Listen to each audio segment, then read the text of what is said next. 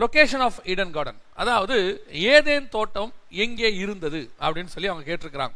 இதை கொஞ்சம் விளக்கமா நான் சொல்லணும்னு விரும்புறேன். ஏன் அப்படின்னு கேட்டா, முதல்ல வசனத்தின்படி நீங்க பாத்தீங்கன்னு சொன்னா 2ஆம் அதிகாரம் ஆதியாகமத்தின் புத்தகத்தை வாசித்தீங்கன்னா, ஏதேன் என்பது தோட்டம் அல்ல, ஏதேன் என்பது ஒரு இடம், அங்க இருந்த கிழக்கில் இருந்ததுதான் ஒரு தோட்டம். ஆங்கிலத்தில் அது தெளிவா கொடுக்கப்பட்டிருக்கு, ஈஸ்ட்வர்ட் இன் ஈடன் அப்படிதான் இருக்கு. அதாவது கிழக்கிலே ஏதேனிலே ஒரு தோட்டம் இருந்ததாக சொல்லப்பட்டிருக்கிறது. அதுக்கப்புறம் கீழே நீங்க வாசிச்சு பாருங்க, 4 நதி ஓடும் போது ஏதேனிலிருந்து ஒரு நதி புறப்பட்டு தோட்டத்திற்கு தண்ணீர் பாய்ந்தது அப்படின்னு இருக்கும்.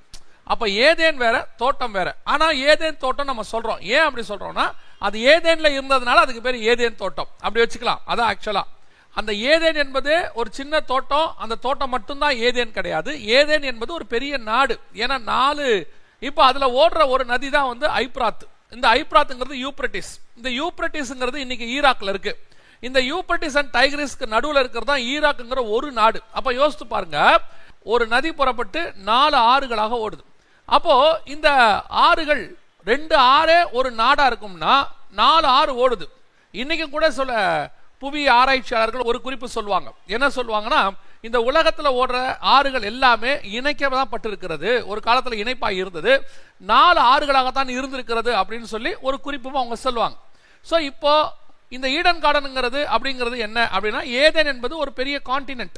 அந்த கான்டினென்ட்ல இருந்த ஒரு மூளை தான் அந்த தோட்டம். அந்த தோட்டத்துல கிழக்குல தான் கொண்டு வந்து ஆண்டவர் என்ன பண்ணாரு, ஆதாம வச்சாருன்னு சொல்லி நம்ம தெளிவா அதுல படிக்கிறோம். சோ ஆதாமும் ஏவாளும் எங்க வந்தாங்க அப்படின்னு சொல்லி நீங்க பாத்தீங்கன்னு சொன்னா, புவி ஆராய்ச்சியாளர்கள் அகழ்வாராய்ச்சியாளர்களுடைய ஆராய்ச்சியின் குறிப்பின்படி ஈராக் தான் மனித சமுதாயத்தினுடைய ஆரம்ப பகுதியாக இருந்திருக்கிறதாக சொல்றாங்க.